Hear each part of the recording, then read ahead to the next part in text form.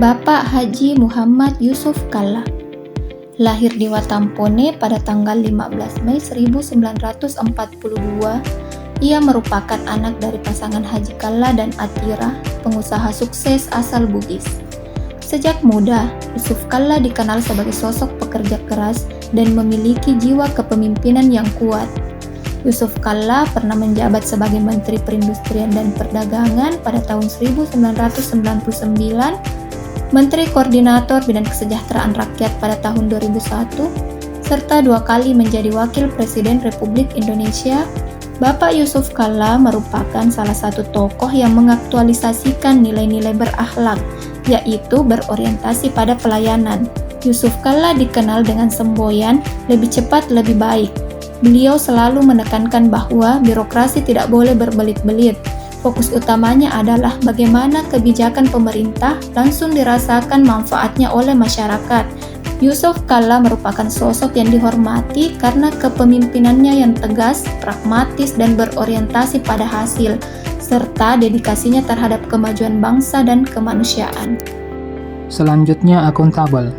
Dalam setiap tanggung jawabnya, Yusuf Kalla memegang teguh integritas. Beliau sering menekankan pentingnya efisiensi anggaran, dan sebagai pebisnis yang terjun ke dunia politik, ia membawa standar transparansi dan tanggung jawab tinggi, memastikan bahwa setiap keputusan didasarkan pada data dan hasil nyata. Selain itu, beliau seringkali membedah anggaran secara detail dan memastikan setiap rupiah yang keluar memiliki dampak nyata bagi masyarakat, bukan sekedar habis untuk urusan administratif. Dari segi nilai kompeten, Bapak Yusuf Kalla menunjukkan kompeten bukan tentang sekedar deretan gelar, melainkan kemampuan mengeksekusi kebijakan secara efektif. Bapak Yusuf Kalla adalah sosok yang tidak pernah berhenti belajar. Beliau menguasai berbagai bidang. Bapak Yusuf Kalla juga menjadi mentor bagi bawahannya. Beliau selalu menuntut hal yang nyata, efisien, dan tuntas dalam setiap penugasan negara. Dan beliau juga diakui dunia internasional sebagai juru damai dalam berbagai konflik.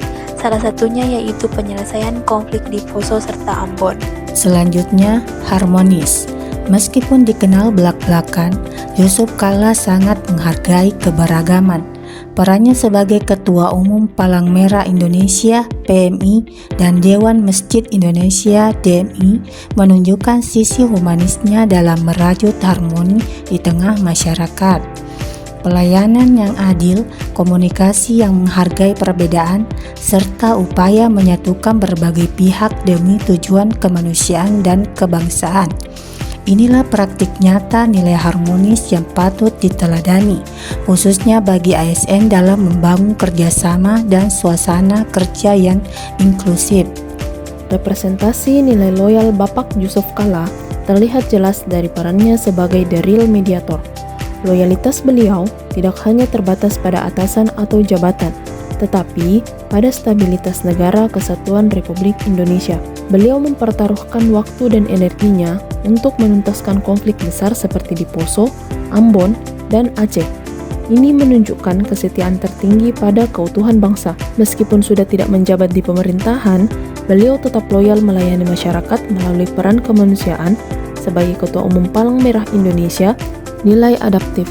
Bapak Yusuf Kalla dikenal dengan gaya kepemimpinan yang taktis, cepat, dan sangat adaptif terhadap perubahan zaman serta situasi krisis. Beliau sangat adaptif dalam melihat peluang ekonomi dan teknologi. Salah satu contoh besarnya adalah keberanian melakukan konversi minyak tanah ke LPG, sebuah langkah adaptasi energi besar-besaran yang mengubah struktur konsumsi energi rumah tangga di Indonesia. Kolaboratif. Ini adalah kekuatan utama Bapak Yusuf Kalla. Ia percaya bahwa masalah bangsa tidak bisa diselesaikan sendiri. Ia selalu membangun jejaring dengan sektor swasta, tokoh agama, hingga komunitas internasional untuk menyelesaikan masalah, mulai dari urusan ekonomi hingga kemanusiaan.